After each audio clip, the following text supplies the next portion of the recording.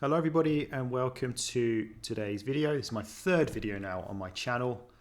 Really on a roll now.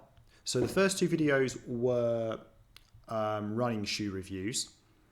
I'm happy to keep doing them. The problem is I actually only own I own 5 pairs of shoes, right? 5 pairs of running shoes. So I can't just keep doing running shoe reviews because I'll run out of. I'll have nothing more to do. So I need to think of other kind of content for my channel. And I think I've got something quite interesting that might be of use to some people. So I went for a VO2, so I'm going to be looking at my phone, my notes quite a lot for this.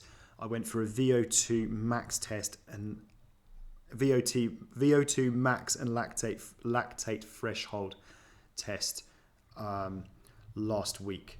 First time ever doing this. So today's video, I'm going to explain briefly the reasons why we do this and also the process involved, at least in my experience on Thursday. So, okay. So the VO2 is basically the amount of oxygen that is used when we're running.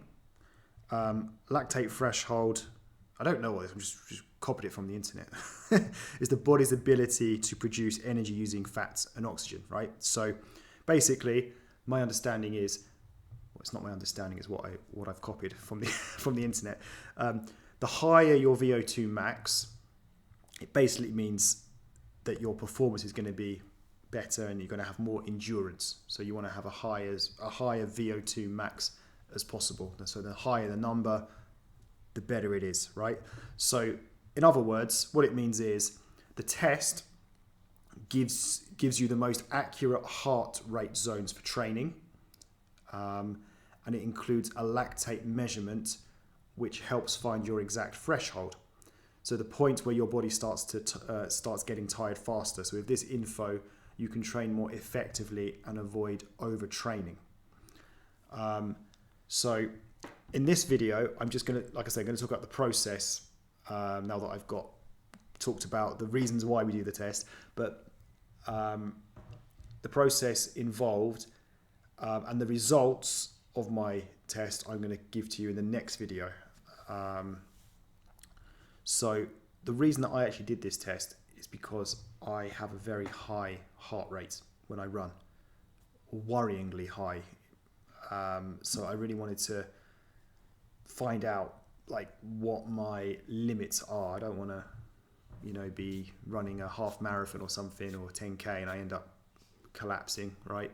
So I really needed to find out what like I said, what my limits are. So I now have those. I now have those results, so it gives me something to sort of work from, and I really wanted to know my zones as well, the 5 zones. I think something like zone 1 is like kind of like warm-up zone. Zone 2 is kind of like easy run pace. Zone 3 is what do you call it? Can't remember, but like kind of mid-level running. And then zone 4 is what you should be running in during an event, basically, whether that's a marathon, half marathon, 10K, 5K, I guess. And then zone 5 is the real maximum that you shouldn't really be in for long periods. That's my understanding. But the last few minutes of a race, that would be okay to be in zone 5. So the process involved. Well, first of all, I live in Kyrgyzstan in Central Asia, so it might vary depending on your location. But I went to a gym. I don't actually, I'm not a member of any gym. I don't go to a gym, but you didn't have to be a member to do this test at this particular gym. It's called World Class. It's a chain of gyms. I think it's a Russian chain they have in neighbouring countries such as Kyrgyzstan. It's an upmarket gym, like higher level, high end gym. So they've got all the fancy stuff there, which is probably why they offer this test. So I went to see the doctor, got changed first, obviously, and then went to see the doctor in the lab area of the gym. First thing he did was measure my heart rate, like my normal heart rate before exercise. And then I did a body scan. It's called InBody. I don't know if anybody is familiar with that. So you stand on a machine and then you hold like the handlebars and it scans your body. That was really useful actually. But I'll talk about that in the next video when I show you my results. And then it was a test itself. So I had to wear a mask. Well, I did a little warm up first, actually, before putting the mask on. I think it was a 10-minute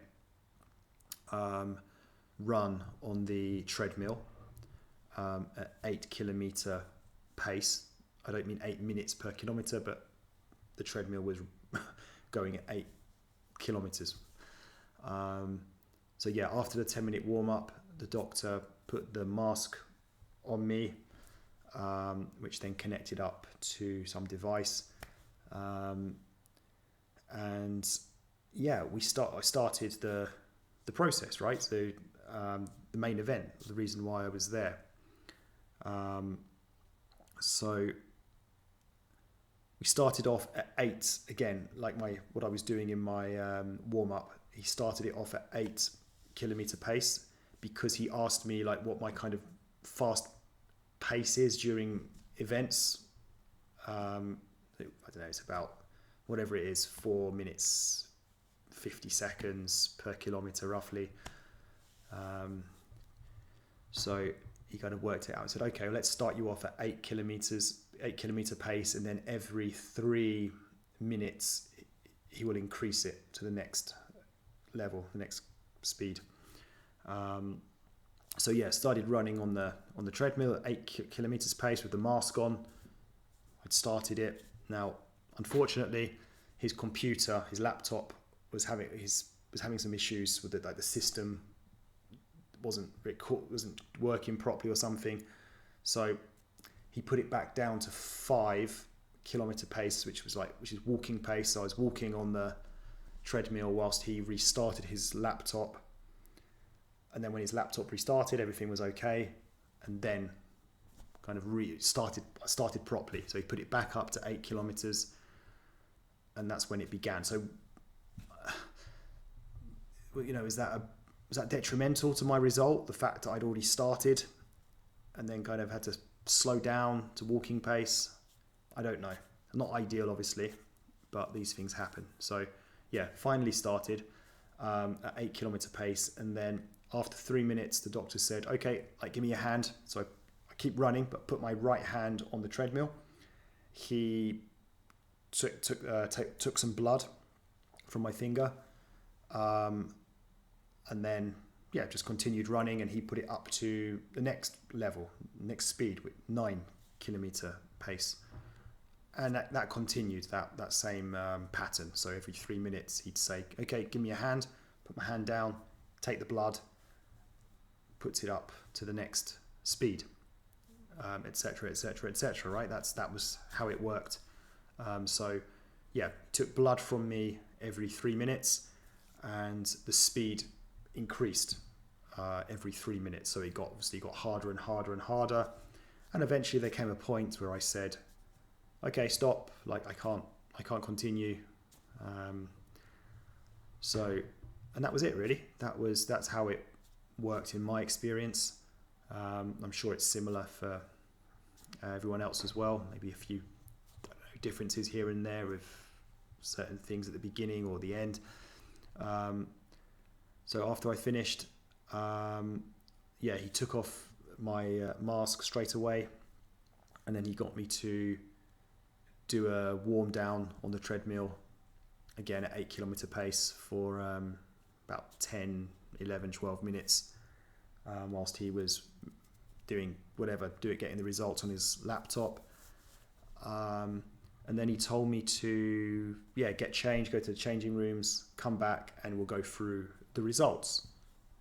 which is, like I said, which is what we're going to talk about in the next video next week. So yeah, the whole process, well, the actual running process from when he actually properly started till the end took about 20 minutes, 21 minutes. When I asked the doctor before we started, he said it will take between 20 to 25 minutes. So that's what you can expect if you're going to be doing this test. So yeah, just for today, I just go through the process, pretty much all I wanted to talk about. Price, I can't actually, it was, I can actually tell you the price if you give me a second. It's going to obviously vary depending where you are in the world. I think I probably got a good price, to be honest. I'll tell you in US dollars. So in US dollars, I paid about $103, $104 for the test. So if you're living in the West, you might be paying more than that. I'm not sure. So I think that's it from me. I'll be back with you guys next week, as I said, to show you my results. It's quite interesting. So yeah, if you've got any questions or you've got any comments, if you want to educate me more on the test, I don't know much about it, to be honest, let me know in the comments section down below. Okay guys, thank you. Goodbye.